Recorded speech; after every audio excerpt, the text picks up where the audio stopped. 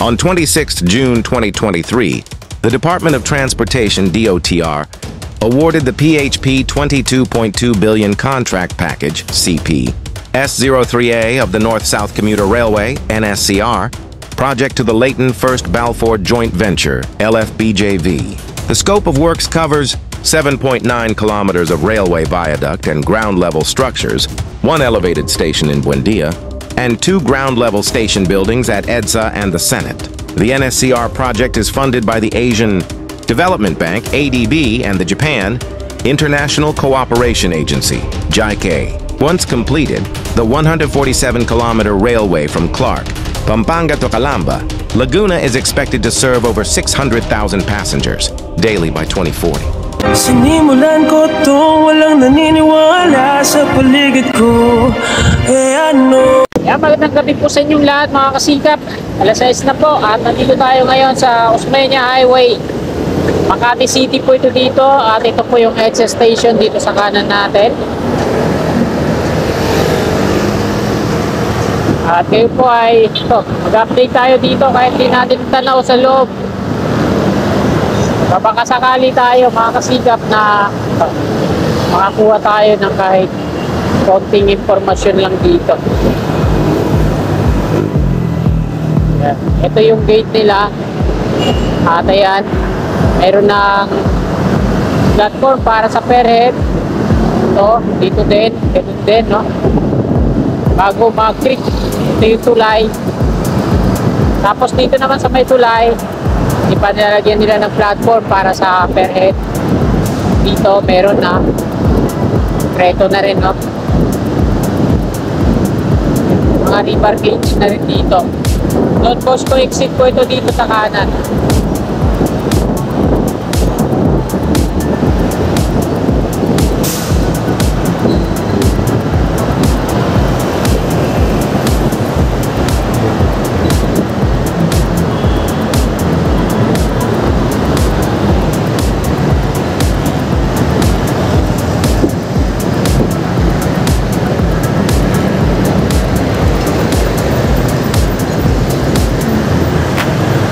Makati, kanan.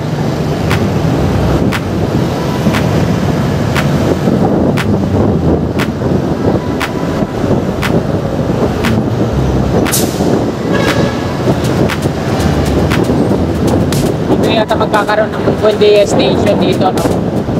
Andun yung tarpaulin sa likod, eh.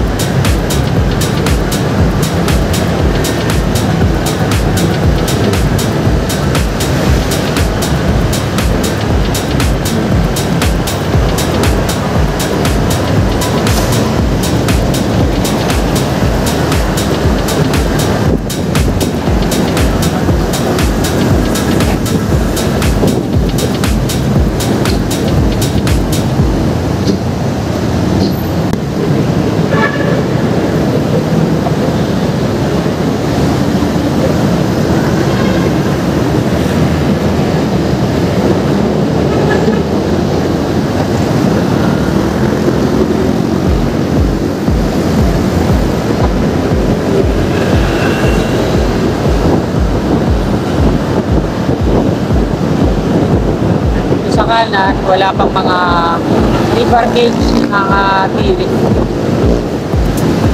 Ito po yung Buendia station ng PNR dito sa kanan natin.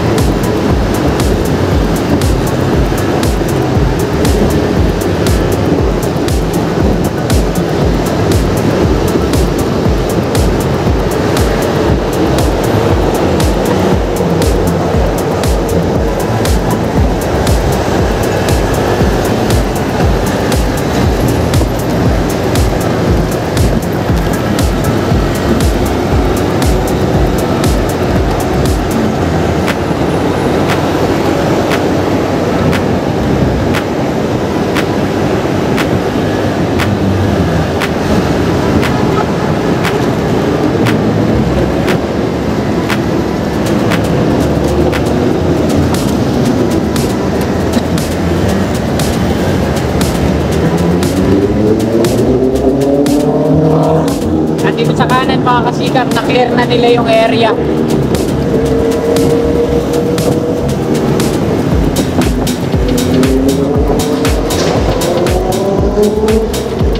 Tapos meron na isang air dito. Yan. Meron ng platform ay round concrete. Meron ng forma kulay blue. Dito yung mga heavy equipment nila dito sa may on-ramp ng Skyway Stage 3.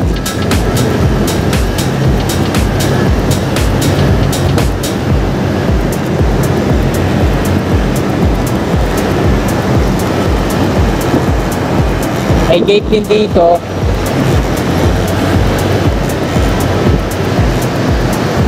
Kaya ang dami nilang mga heavy equipment dito.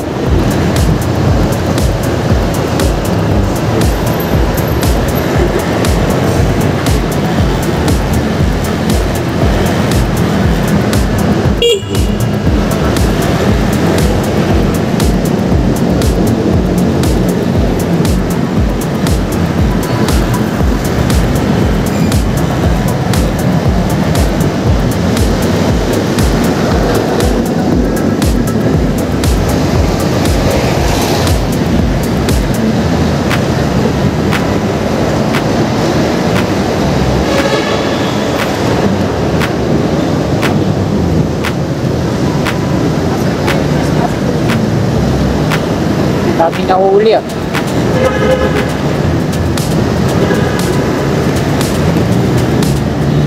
Di pa binubuksan yung mga ilaw dito. Meron na rin roller crane dito sa kanan natin.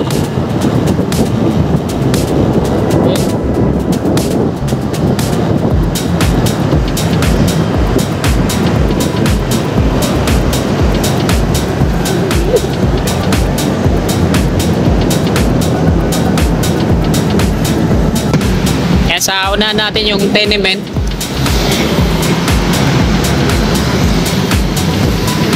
Lumilipad na yung drone dito. Dito ako nagpalipad nung nakaraan. Malapit na kasi sa Quirino Avenue yan dyan. Dito mga kasika po. Diyan yung heavy equipment nila. Nagdi-drill po sila ngayon. Trevi. So sa susunod na ano natin, magpapalipad tayo dito.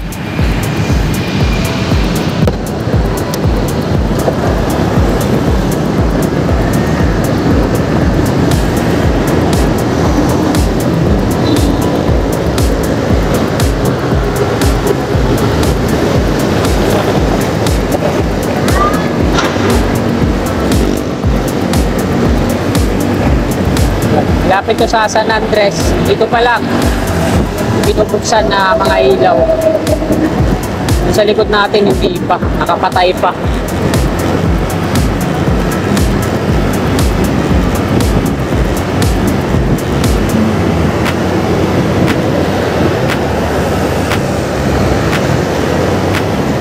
Laki siguro ng binabayaran ng Manila dito buwan-buwan.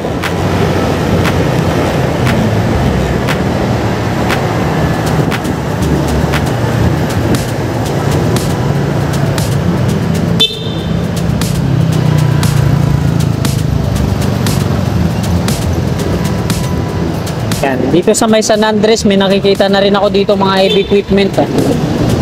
Drilling rig, tapos mga excavator dito sa kanan natin.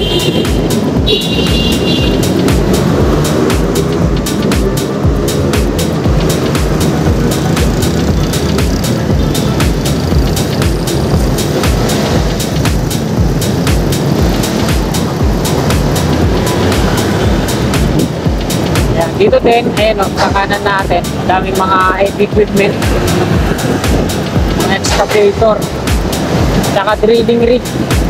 So, dire-diretso na tayong progreso dito, no?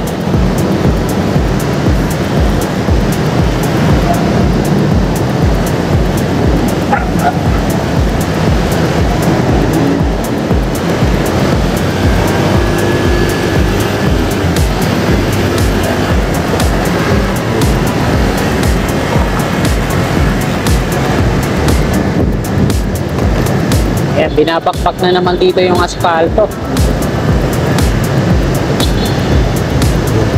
Ayan. Yan, yung on-ramp sa kaliwa natin, tapos yung off-ramp patungong Capros Boulevard.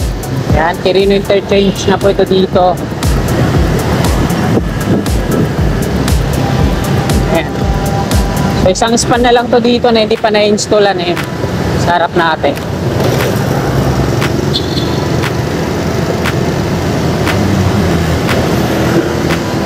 Meron pa kasi silang dinidrill dyan eh.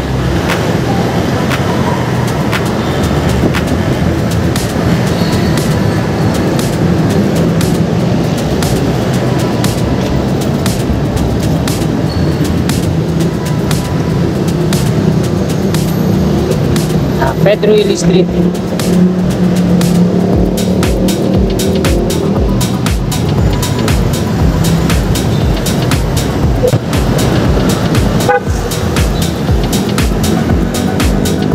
Makanan papuntang Santa Ana, Manila.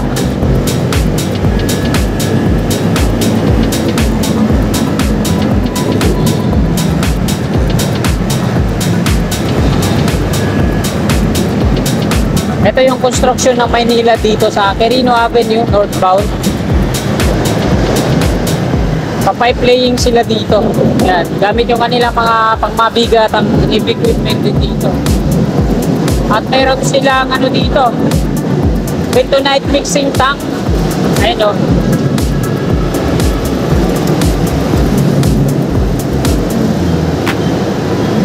Malalim kasi yung inuukay nila dyan. Nag-drill talaga sila.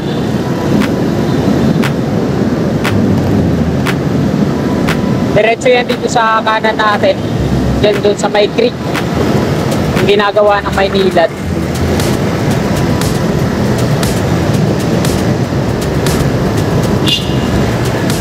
Ayan o. Ito yung opisina ng DMCI Asiona. Dito sa kanan natin.